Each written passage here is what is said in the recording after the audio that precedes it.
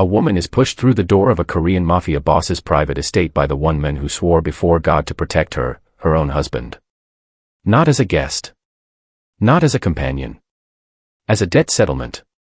A human being reduced to a line item on a ledger. A death sentence dressed in a velvet gown.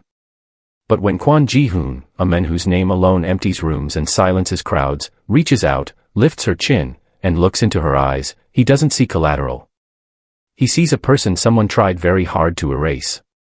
And instead of claiming what he was owed, he picks up a lighter. This is the story of how one man's refusal to treat a woman as property ignited a war that tore apart an entire empire built on silence, fear, and the cruel assumption that some people are worth less than the debts attached to their names. If you're watching this from Seoul, Lagos, London, Houston, or anywhere else on this earth, drop your city in the comments right now. I want to see exactly how far this story travels.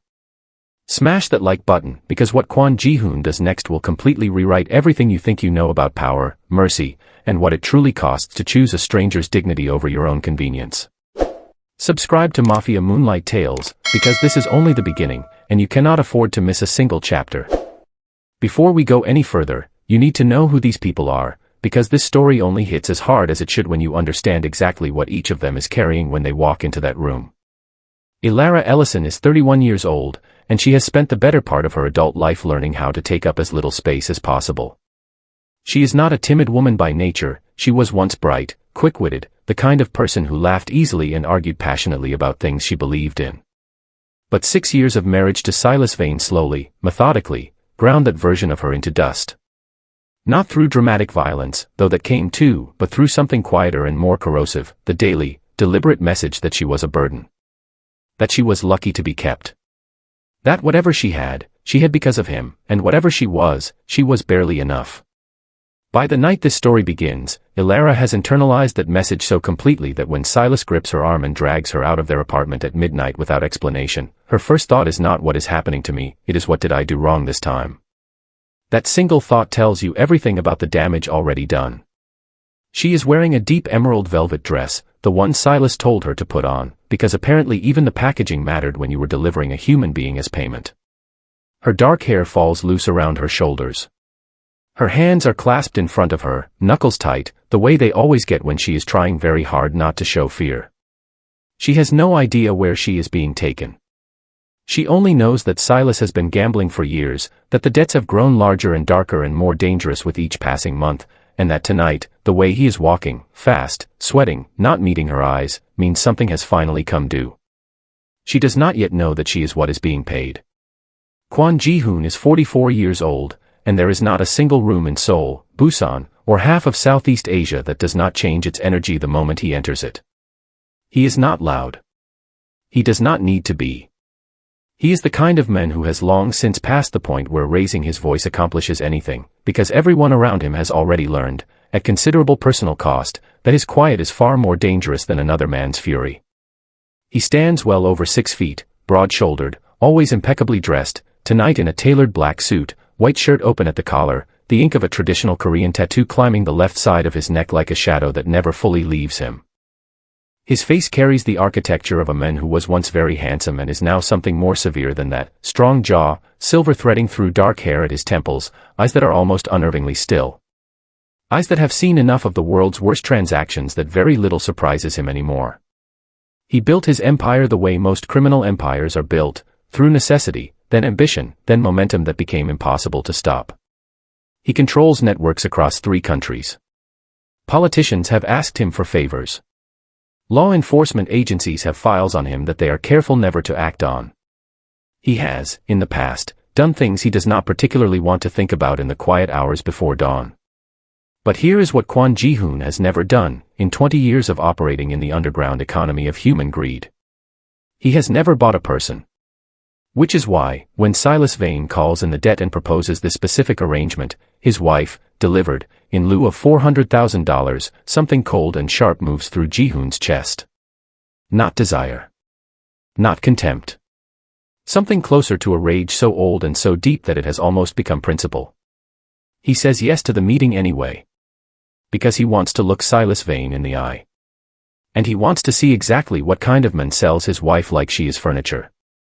The night they all end up in the same room, the air is thick with oak and old money and the particular silence of a place where terrible decisions are made to look civilized. Silas shoves Elara forward. She stumbles slightly, catches herself, and lifts her eyes, straight into the gaze of Kwon Ji-Hoon. He reaches out. 2 fingers. He tilts her chin upward, not gently, not cruelly, just with the absolute, unhurried certainty of a man taking inventory, and he looks at her. Really looks at her. And something in his expression shifts. In the background, Silas is already talking, already justifying, already performing the pathetic theater of a man who needs to believe the monstrous thing he is doing has a reasonable explanation. Ji-Hoon is not listening to him. He is watching Elara's eyes. And in those eyes, beneath the terror, beneath the trained stillness of a woman who has learned to disappear, he sees something Silas clearly stopped seeing years ago. A person. Ji-Hoon releases her chin. Slowly, he reaches into the breast pocket of his jacket. He produces a folded document, the bill of sale, already drawn up, already signed by Silas, and he holds it between 2 fingers. Then he produces a lighter. The flame catches. Silas stops talking. And everything that happens next, the war, the reckoning, the fall of an empire, the rise of a woman who was told she was nothing, begins in the orange glow of burning paper in a dimly lit room. The clock on the nightstand read 11:47 p.m. when Silas told Elara to get dressed. Not asked. Told. The way he always did, with that flat, impatient edge in his voice that left no room for questions, because questions, in Silas Vane's world, were a form of disrespect he had never once been willing to tolerate. Elara didn't ask where they were going. She pulled on the emerald velvet dress he pointed to, the one still in its dry cleaning bag from a charity gala she had attended alone 3 months ago while Silas was somewhere he refused to name. She did her hair in the bathroom mirror, watching her own reflection with the detached efficiency of a woman who had long since stopped asking her face to tell her anything comforting. She applied lipstick. She clasped a simple gold bracelet at her wrist. She was ready in 14 minutes. Silas barely looked at her. The drive across the city was silent except for the low hum of the engine and the occasional buzz of Silas's phone, messages he read and didn't respond to, his jaw tightening incrementally with each one. Elara watched the city lights streak past the passenger window and focused on breathing slowly. She had learned, somewhere around year 3 of their marriage, that Silas's silences had textures. Some were merely cold. Some were the specific, pressurized quiet of a man holding something back that was going to come out badly later. Tonight's silence was different. Tonight's had the quality of a man walking towards something he could not turn around from. It frightened her more than shouting ever had. The club was called Noir Seoul, a name she'd seen once in a society column, described as exclusive in the careful way that really meant dangerous people paid generously to ensure journalists never looked too closely. It occupied the entire top floor of a glass tower in the financial district, and its entrance was a single unmarked door flanked by 2 men who didn't need to say anything to communicate that most people didn't walk through it. Silas was expected. The door opened without a word. Inside, the space was all dark wood paneling, amber lighting, and the kind of music played just soft enough that conversations couldn't be overheard from neighboring tables. The clientele was sparse but precise, men in expensive suits conducting business in low voices, a few women who understood exactly what kind of room they were in. Crystal glasses. No menus. A place where everything was already arranged before you arrived. Elara stayed close to Silas's shoulder, not out of affection but out of the animal instinct that the only slightly safer place in an unfamiliar room was next to the danger you already knew. They were escorted to a private alcove at the far end of the floor, separated from the main room by frosted glass panels and a silence so complete it felt intentional. A table set for 3. 2 glasses already poured. 1 chair conspicuously positioned apart from the other 2, angled slightly, like something placed rather than offered. Silas stopped at the entrance to the alcove. His hand found Elara's arm, not tenderly, but with the grip of a man transferring something he was finished carrying. That was the moment she understood. Not the full architecture of it. Not yet. But the essential, horrible shape of it landed in her chest like something dropped from a great height, the dress he chose, the hour, the chair set apart, his hand on her arm not as a husband's but as a handler's. She turned to look at him. For one breath, she thought she saw something flicker behind his eyes. Hesitation, maybe. Or the last dim light of whatever he had once been before greed finished the work it had been quietly doing on him for years. Then it was gone. "Don't embarrass me," he said. And he walked her through the door. Kwon Ji-Hoon was already seated when they entered. He didn't stand. He didn't speak. He simply looked up from the glass in his hand with the unhurried patience of a man who had never once in his life needed to signal that he was the most powerful presence in a room, because every room already knew. Elara's first impression was not what she expected. She had constructed something in her mind during the drive, a caricature assembled from fear in the word mafia, something brutish and loud. What she found instead was a man who looked almost unreasonably composed. Silver at his temples. A jaw cut like architecture. The tattoo climbing his neck was visible above his open collar, dark, intricate, a mark that on another man might have looked theatrical but on him read simply as fact, like a scar or a birth date. Something that had always been there. His eyes moved to her immediately, and they stayed. Silas stepped forward with the energy of a man performing confidence he didn't feel. He extended a hand and launched into the particular register he used when he needed someone to believe he was in control, smooth, slightly too friendly, the verbal equivalent of a firm handshake over a trapdoor. Ji-Hoon shook his hand once. Brief. Dismissive. Then his gaze returned to Elara as though Silas had not spoken at all. "Come here," he said. 2 words. Quiet enough that she almost could have pretended not to hear them. But there was a quality to his voice, not loud, not threatening, just absolutely certain, that moved her feet before her mind had finished deciding anything. She crossed the few feet of space between them and stopped. Ji-Hoon set down his glass with a soft, precise click. He rose from his chair slowly, unfolding to his full height, and for a moment he simply studied her from where he stood, not with hunger, not with cruelty, but with the deliberate, cataloging attention of a man reading something very carefully before he responded to it. Then he reached out and placed 2 fingers beneath her chin. The touch was not rough. That almost made it worse, the controlled, matter-of-fact nature of it, the way it tilted her face upward with the same energy one might use to examine a painting for authenticity. Elara's breath caught. She fixed her gaze somewhere past his shoulder, the trained instinct of a woman who had learned that direct eye contact with a dangerous man was an act of provocation she couldn't afford. "Look at me," he said. She didn't move. "I won't ask again." Slowly, with the specific courage it takes not to run when every nerve in your body is screaming that you should, Elara shifted her eyes to his. What she expected to find there was appetite, or calculation, or the flat, transactional indifference of a man who had simply purchased something and was confirming its condition. What she found instead was something she couldn't immediately name, a stillness that wasn't cold so much as ancient, the look of a man who had seen enough of the world's ugliness that he was no longer capable of being surprised by it, but had not yet made his peace with it either. He held her gaze for a long moment. Reading something in it. Filing it away. Behind her, Silas cleared his throat. "She's healthy. No complications. Exactly as discussed. I didn't ask you." Ji-Hoon's voice didn't rise. It didn't need to. The words landed like a door closing. Silas went quiet.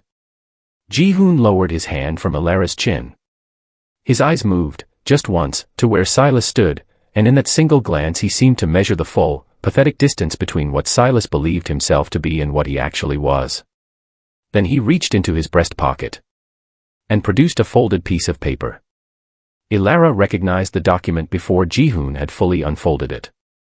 She had never seen it, had never known it existed until this moment, but she recognized it the way you recognize the shape of a wound you didn't know you'd been carrying. It was a single page, dense with typed language and clean formatting, the kind of document that tried very hard to make something obscene look administrative. At the bottom, 2 signatures. One she knew. One she didn't. Her name was in the body of the text. Not as a party. Not as a person consulted or notified or considered. As the subject.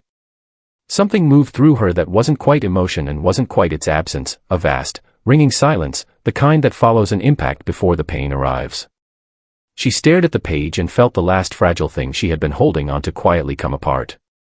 The part of her that had spent the entire drive across the city constructing alternative explanations. The part that had whispered, even in the alcove, even with Silas's hand on her arm like a leash, surely not. Surely not this. Surely this. Ji-Hoon read the document with the same unhurried attention he seemed to give everything. His expression did not change. If anything, it became more still, the particular stillness of a man in whom anger had long since stopped resembling anger and had become something quieter and more permanent. A bedrock-level refusal. He turned the page once, finished reading, and then held it loosely at his side. He looked at Silas. "You signed this," he said. Statement, not question. Silas straightened slightly. The performance of composure again, shoulders back, chin lifted, the body language of a man who needed the room to believe the ground was still solid beneath him. "We had an agreement. The terms were clear. The debt is substantial, and she's—" "I know what the debt is." Ji-Hoon's voice remained level. "I'm asking if you signed this." A beat. "Yes." "And you understand what it says?" "Of course I." "Then you understand," Ji-Hoon said quietly, "that you came here tonight and handed me a human being. Your wife. In writing." He paused, letting that sentence exist in the air of the room for a moment without rushing past it. "You put her name on a document like she was a car title." Silas opened his mouth. Something in Ji-Hoon's eyes closed it again. Ji-Hoon reached into his jacket pocket and produced a lighter. Matte black, unremarkable. He held the corner of the document to the flame with the calm, procedural energy of a man completing a task he had already fully decided on before he entered the room. The paper caught immediately. Silas moved forward, a single instinctive step, hand half raised, as though he might actually reach out and stop it. The look on his face was extraordinary in its ugliness, not grief, not shame, but the raw, panicked expression of a man watching money burn. Ji-Hoon turned and held the flaming document over the crystal ashtray on the table. They all watched it go, the clean formatting, the legal language, the two signatures, the name used as a noun when it should only ever have been a person, reducing to black curl and ash in under a minute. When it was done, Ji-Hoon set the lighter down. "She doesn't belong to you," he said to Silas. "She never did. And she doesn't belong to me." He straightened his cuffs with the quiet precision of a man closing a chapter. "Your debt still exists. We'll discuss that another time, through appropriate channels. But not like this." Silas stared at the ash. A vein worked in his jaw. When he finally looked up, there was something new in his expression, not remorse, but the dawning, dangerous recognition of a man who had miscalculated badly. "You're making a mistake," he said. Ji-Hoon looked at him for a long, unhurried moment. "I'm correcting one," he replied. Then he turned to Elara, who had not moved, had not spoken, who was standing very still with her hands clasped and her eyes bright with something she was not yet ready to call hope, and he said, simply and quietly, "You're free to go. Or free to stay.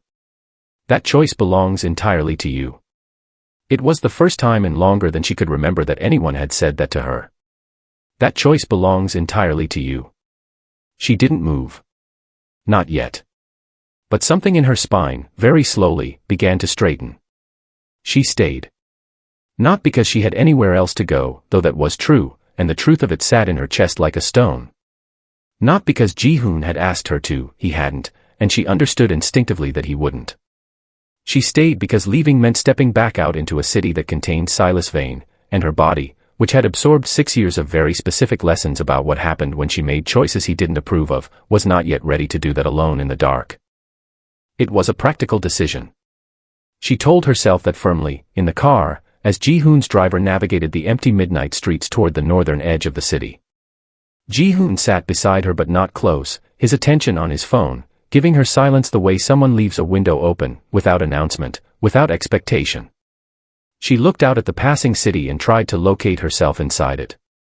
The compound was not what the word suggested. She had imagined gates and guards and the cold, fortified architecture of a man who needed walls to feel safe. What she found instead was a property that sat behind high hedges on a quiet residential street, a house, large and serious, but a house nonetheless. Warm light in the windows. A housekeeper named Mrs. Yoon who opened the door before they reached it, took one look at Elara's face, and asked no questions whatsoever. That, more than anything that had happened in the alcove, nearly undid her. Mrs. Yoon led her upstairs to a guest room that had clearly been prepared quickly but carefully, fresh towels, a glass of water on the nightstand, curtains drawn against the night.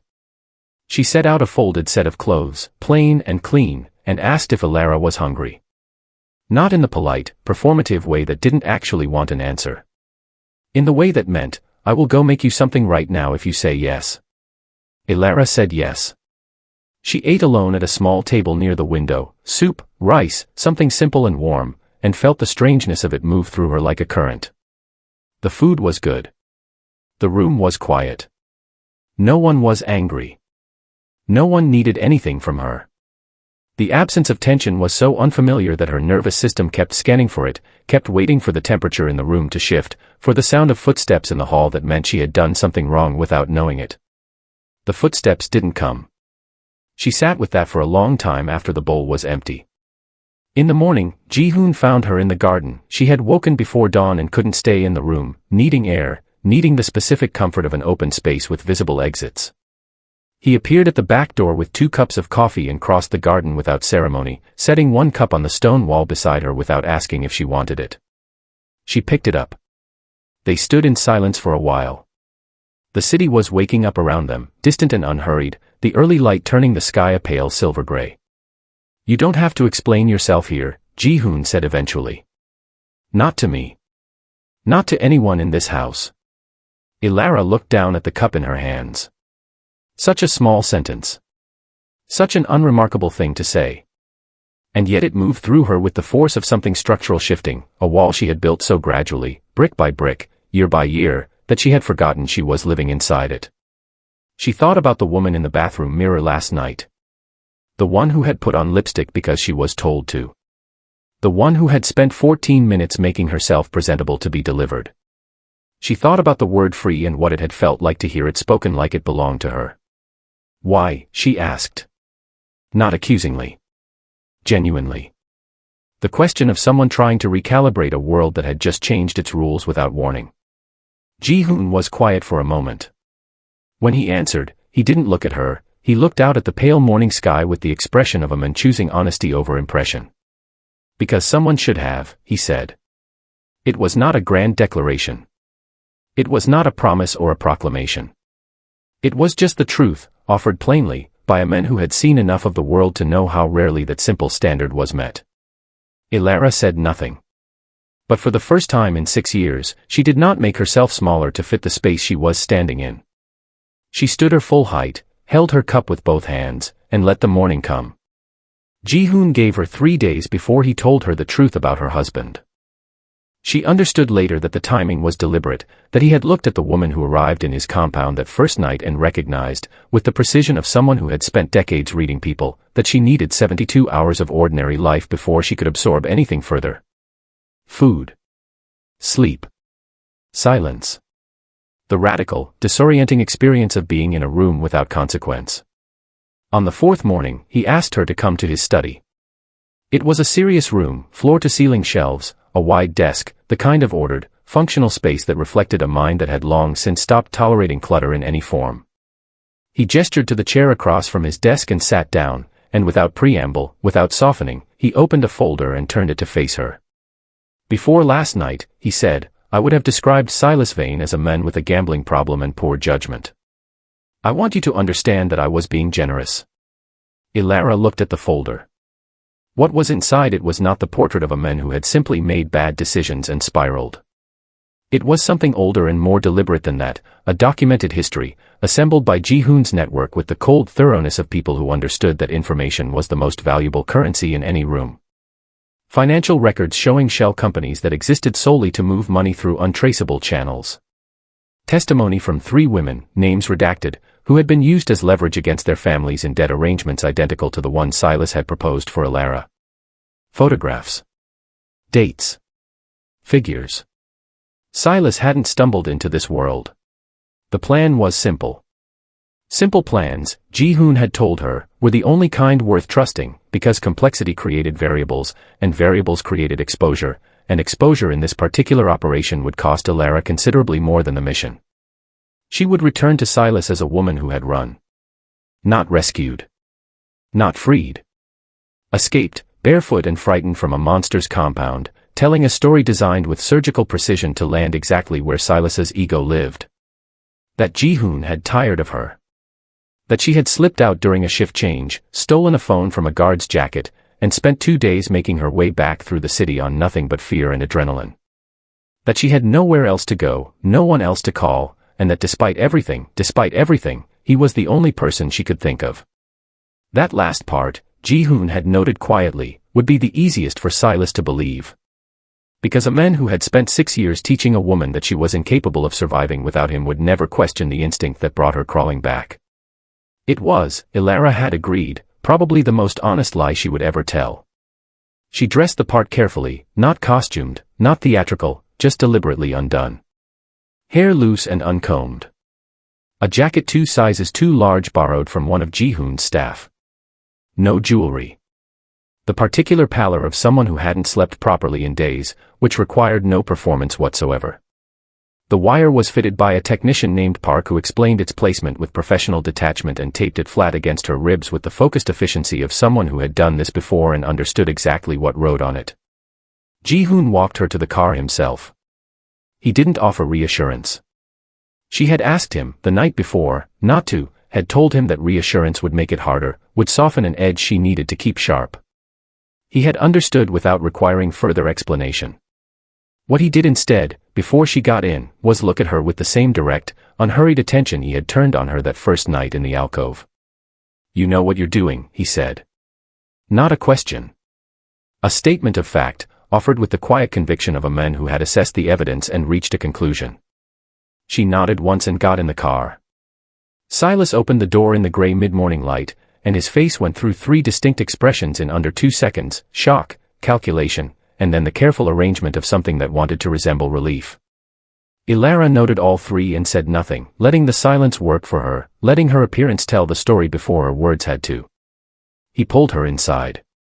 Questions came fast. Where had she been? How had she gotten out? Had anyone followed her? And she answered each one in the fractured, halting cadence of a woman at the end of her resources, feeding him exactly the narrative they had built, watching it take hold in real time with the focused attention of someone disarming something dangerous. He believed her. Of course he believed her. She was behaving exactly as the version of herself he had authored would behave, diminished, dependent, running back to the one fixed point in a world that had become terrifying. He didn't question it because he had never really looked at her closely enough to notice when she changed. That had always been his most catastrophic flaw. By early afternoon he had relaxed sufficiently to become careless. She moved through the apartment she had once lived in like a ghost relearning a haunted house, noting what had shifted, what had been added, the new lock on the second bedroom that hadn't been there before. The safe was behind the painting in the study. She had always known that. Silas, like most men who underestimated the people they lived with, had never thought to hide it differently. She waited until he was on a call, his voice dropping into the low, transactional register she now recognized as the sound of his real business being conducted. She moved down the hallway in her socked feet, her heartbeat very loud and very steady, and eased the study door open. Behind the painting, the safe waited exactly where it had always been. Her hands, when she reached for it, did not shake. The safe opened on the second attempt. The combination was their wedding anniversary, backwards. She had guessed it not out of sentimentality but out of the cold, clear-eyed understanding of a woman who had spent 6 years learning the architecture of a particular man's arrogance. Silas was not creative with security. He was not creative with much, she was realizing, beyond the construction of elaborate justifications for the things he wanted to do anyway. Inside, a hard drive, 2 passports neither of which bore his real name, a ledger bound in black leather, and an envelope thick with documentation she recognized immediately as the kind that ended careers and began prosecutions. She photographed everything methodically with the slim secondary phone Park had taped to the inside of her borrowed jacket, each page of the ledger, each document, front and back, working with the quiet efficiency of someone who understood that thoroughness was the difference between a case and a conviction. She had just replaced the last item and was easing the safe closed when she heard Silas's call end. She moved back into the hallway and was 3 steps from the study door when he appeared at the far end of the corridor. He looked at her. At the study door. Back at her. The calculation behind his eyes was almost visible, a rapid, mechanical process of addition that arrived at a sum he didn't like. His expression shifted, and in the shifting of it, the last performance fell away. No more relief. No more careful arrangement of concern. Just Silas, undisguised, which was a thing she had glimpsed before in fragments but never seen complete. "What were you doing in there?" he asked. Elara kept her face arranged in confusion. "I was looking for an aspirin. I thought there might be." "Don't." He said it quietly, which was worse than shouting. He crossed the corridor in several measured steps and stopped in front of her, close enough that she could see the precise, ugly moment in which he decided to stop pretending. "You've never been a good liar, Elara. It's one of the things that made you manageable." The word landed like a stone in still water. Manageable. She held his gaze and said nothing. Something in her stillness seemed to unsettle him. It didn't match the script he was used to, the flinching and the apologizing and the desperate recalibration. He studied her face with a sudden, narrowed attention, as though seeing for the first time that the terrain had changed without his permission. "Did you actually think I married you for any reason beyond convenience?" he said, and there it was, clean and final, the thing that had always been true spoken aloud at last. "You were useful. You were low maintenance and grateful, and you never asked questions I didn't want to answer. That's not a marriage. That's a system." He tilted his head slightly. "And systems, when they stop being useful, get replaced." Elara breathed in slowly through her nose. 6 years. She had given 6 years to a man who had just summarized them in 4 sentences without a tremor of hesitation. She let the silence hold for exactly 3 more seconds. Then she pressed her thumb against the small raised button on the inside of her jacket cuff, once, firm and deliberate, and felt the faint answering vibration that meant the signal had been received. "You're right," she said quietly. "I never was a good liar." Silas frowned. "What?" The sound reached them before the understanding did, the clean, coordinated percussion of multiple entry points being breached simultaneously, the kind of sound that left no room for misinterpretation. Voices. Movement. The specific, controlled chaos of a team that had been waiting and was now, finally, moving. Silas turned toward the sound. Elara stepped back and let him.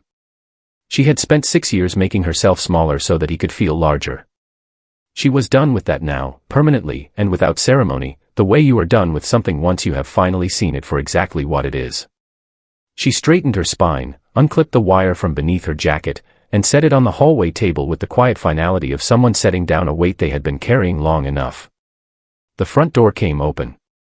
Ji-Hoon's team came through. The courtroom was smaller than she had imagined. She didn't know why she had expected something grander, perhaps because the weight of what had happened inside her life felt like it deserved a larger container. But courtrooms, she discovered, were deliberately ordinary.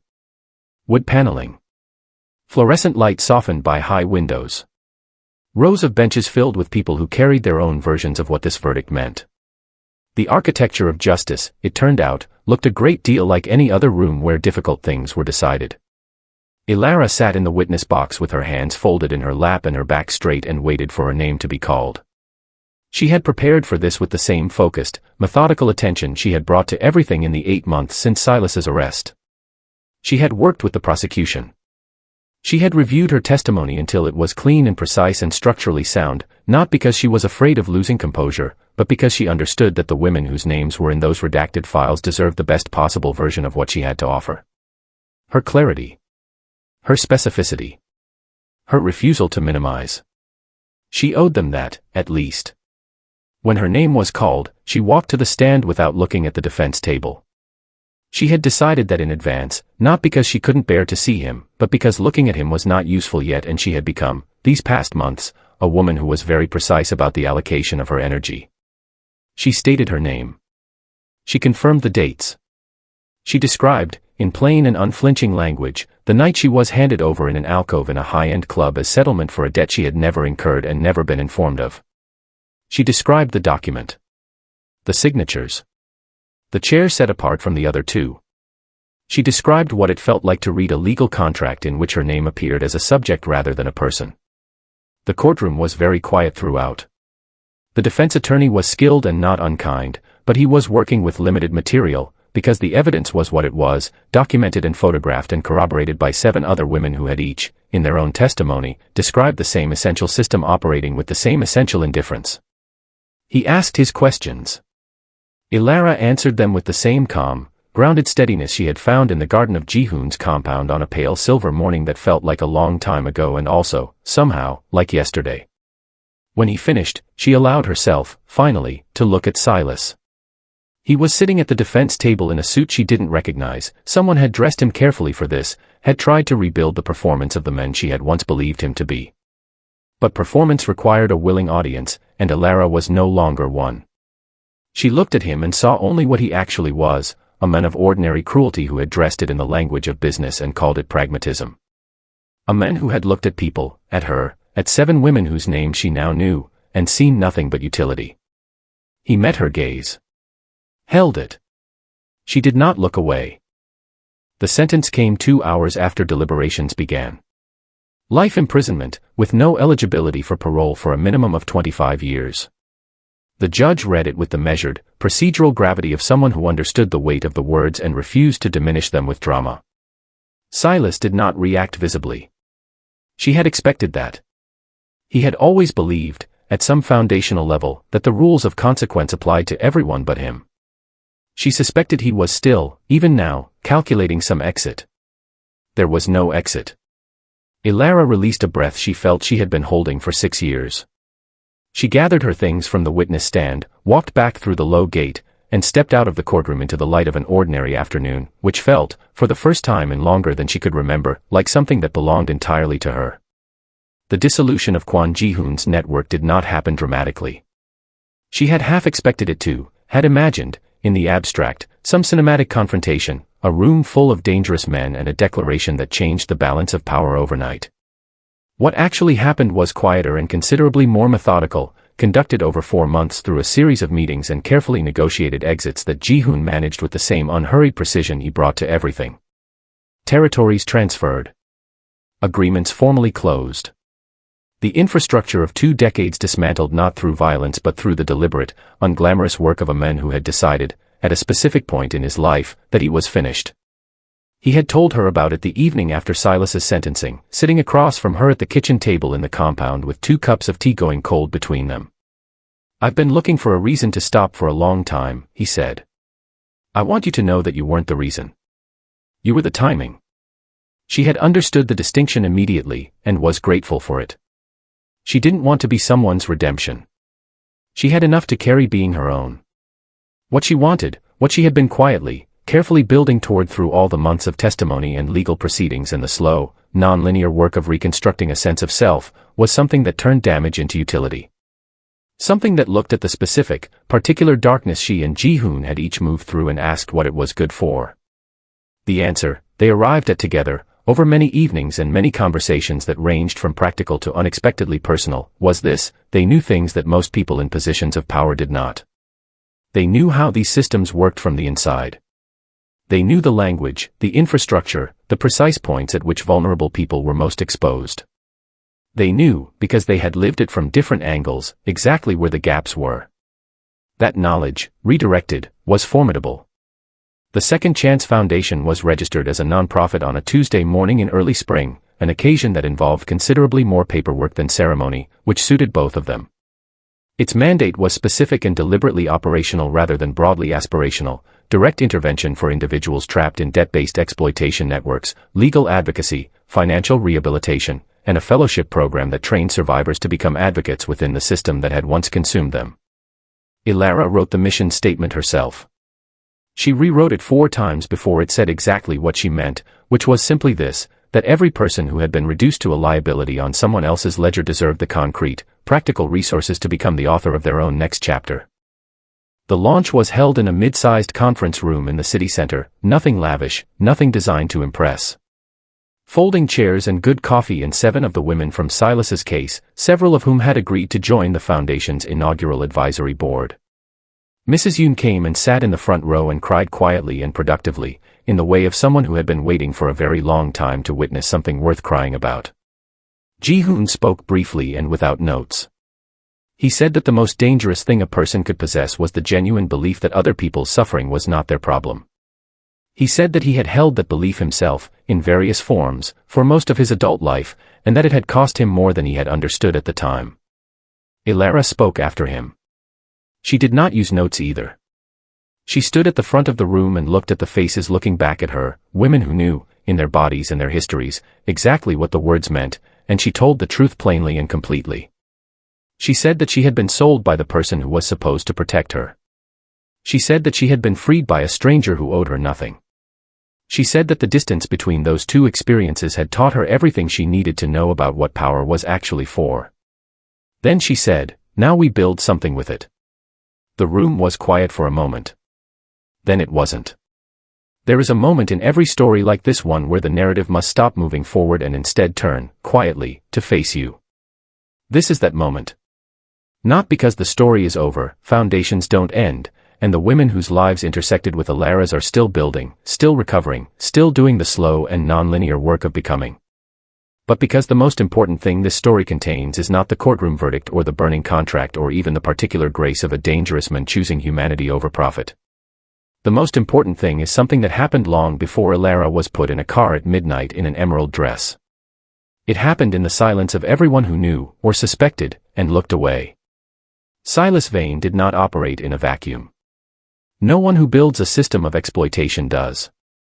He operated in a network of people who had, at various points, noticed something, a transaction that didn't quite make sense, a woman who seemed diminished in ways that went beyond ordinary unhappiness, a conversation that ended too quickly when they entered the room. People who had looked at the edges of what he was doing and made the quiet, practical calculation that it wasn't their business. That getting involved was complicated. That they didn't know enough to be certain. That someone else would surely do something about it. That calculation, repeated enough times, by enough people, is not neutrality. It is infrastructure. Every system that treats human beings as commodities depends, at its foundation, not on the active cruelty of a few but on the practiced indifference of many. The men who signed documents. The acquaintances who noticed Elara's bruises and chose not to ask. The colleagues who did business with Silas without examining too carefully what his business actually was. None of them would have described themselves as complicit. Most of them would have been genuinely offended by the suggestion. And yet the system required their silence, and their silence was reliably provided, and so the system continued. Looking away is a choice. It does not feel like one because it requires no action, but that is precisely what makes it so effective and so dangerous. Inaction, in the presence of harm, is its own form of participation. The second thing this story asks you to hold is this: Elara's greatest wound was not what Silas did to her on the night he sold her. It was what he had done to her in the years before that, the slow, patient work of convincing her that she was worth only what others were willing to assign her. That her value was external. Negotiable. Dependent on his continued willingness to confer it. This is not an unusual story. It is, in its essential structure, one of the most common stories in the world, told in different languages, different settings, different relationships. The specific mechanism varies. The core damage is identical. And the reason it works, the reason it takes hold in intelligent and capable people who would instantly recognize it in someone else's life, is that it arrives gradually and speaks in the language of love. Your worth is not a number on a ledger. It is not contingent on someone's willingness to see it. It existed before they arrived and it will exist after they are gone, and no document, no transaction, no verdict of someone else's greed has ever had the authority to determine it. That is not sentiment. That is the most practically important thing you will ever understand about yourself. And finally, Ji-Hoon. A man with power, using it to protect rather than extract. Not perfectly, not without a history that required genuine reckoning, but in the specific, consequential moment when the choice was available to him, choosing humanity. This is what the foundation was built on. Not the absence of darkness in either of their histories, but the decision about what to do with it. Power without conscience is just appetite. Power directed toward protection, that is the rarest and most necessary thing in the world. If this story reached you today, whether you are watching from Accra or Auckland, from Manila or Montreal, from Lagos or London or anywhere in between, drop your city in the comments. Let us see how far the truth travels. And if any part of Elara's story felt familiar, please hear this clearly: there is a door. And on the other side of it, there are people whose entire purpose is to help you walk through. You are not a debt. You never were. This has been Mafia Moonlight Tales.